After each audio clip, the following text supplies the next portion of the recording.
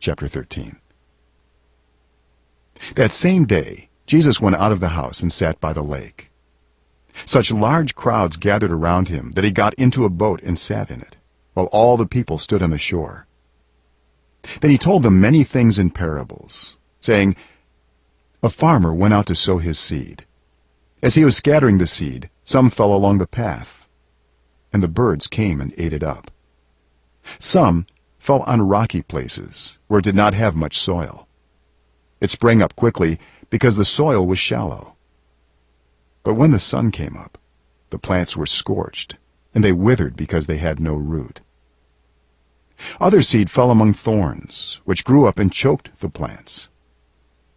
Still other seed fell on good soil, where it produced a crop 100, 60, or 30 times what was sown. Whoever has ears, let them hear." The disciples came to him and asked, "Why do you speak to the people in parables?" He replied, "Because the knowledge of the secrets of the kingdom of heaven has been given to you, but not to them. Whoever has will be given more, and they will have an abundance. Whoever does not have, even what they have will be taken from them. This is why I speak to them in parables. Though seeing, they do not see. Though hearing, they do not hear or understand.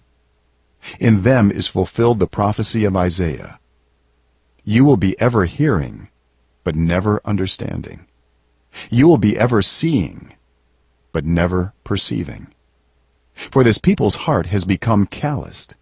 They hardly hear with their ears, and they have closed their eyes.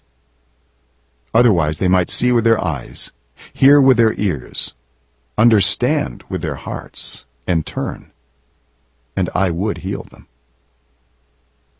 But blessed are your eyes, because they see, and your ears, because they hear.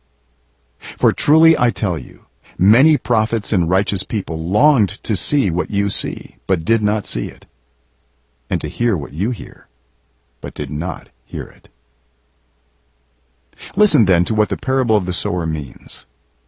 When anyone hears the message about the kingdom and does not understand it, the evil one comes and snatches away what was sown in their heart. This is the seed sown along the path. The seed falling on rocky ground refers to someone who hears the word and at once receives it with joy. But since they have no root, they last only a short time. When trouble or persecution comes because of the word, they quickly fall away. The seed falling among the thorns refers to someone who hears the word, but the worries of this life and the deceitfulness of wealth choke the word, making it unfruitful. But the seed falling on good soil refers to someone who hears the word and understands it. This is the one who produces a crop yielding 100, 60, or 30 times what was sown. Jesus told them another parable. The kingdom of heaven is like a man who sowed good seed in his field. But while everyone was sleeping, his enemy came and sowed weeds among the wheat and went away. When the wheat sprouted and formed heads, then the weeds also appeared. The owner's servants came to him and said, "Sir, didn't you sow good seed in your field? Where then did the weeds come from?" "An enemy did this," he replied. The servants asked him, "Do you want us to go and pull them up?" "No," he answered, "because while you are pulling the weeds, you may uproot the wheat with them. Let both grow together until the harvest. At that time I will tell the harvesters, first collect the weeds and tie them in bundles to be burned. Then gather the wheat and bring it into my barn." He told them another parable. The kingdom of heaven is like a mustard seed, which a man took and planted in his field. Though it is the smallest of all seeds, yet when it grows, it is the largest of garden plants and becomes a tree, so that the birds come and perch in its branches. He told them still another parable. The kingdom of heaven is like yeast that a woman took and mixed into about 60 pounds of flour until it worked all through the dough. Jesus spoke all these things to the crowd in parables. He did not say anything to them without using a parable. So was fulfilled what was spoken through the prophet. I will open my mouth in parables.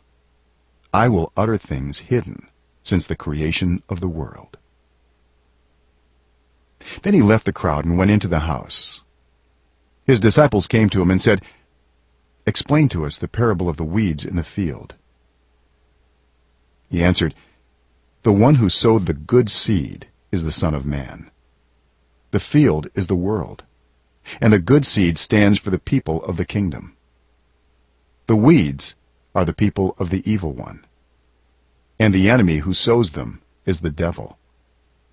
The harvest is the end of the age, and the harvesters are angels.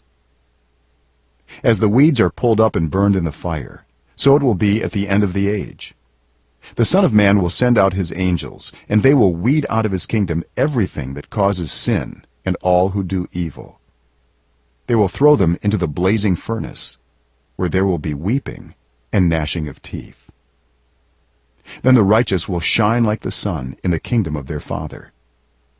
Whoever has ears, let them hear. The kingdom of heaven is like treasure hidden in a field. When a man found it, he hid it again, and then in his joy went and sold all he had and bought that field.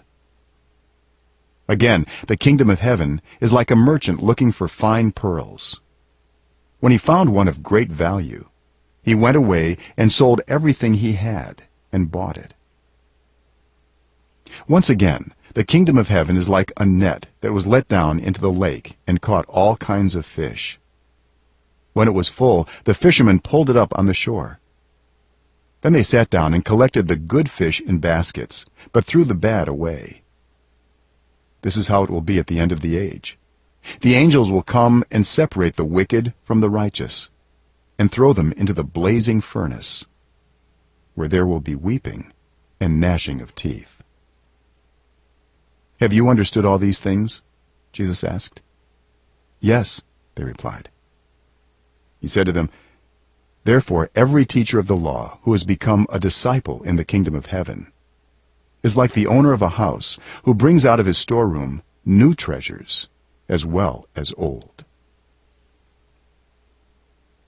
When Jesus had finished these parables, he moved on from there.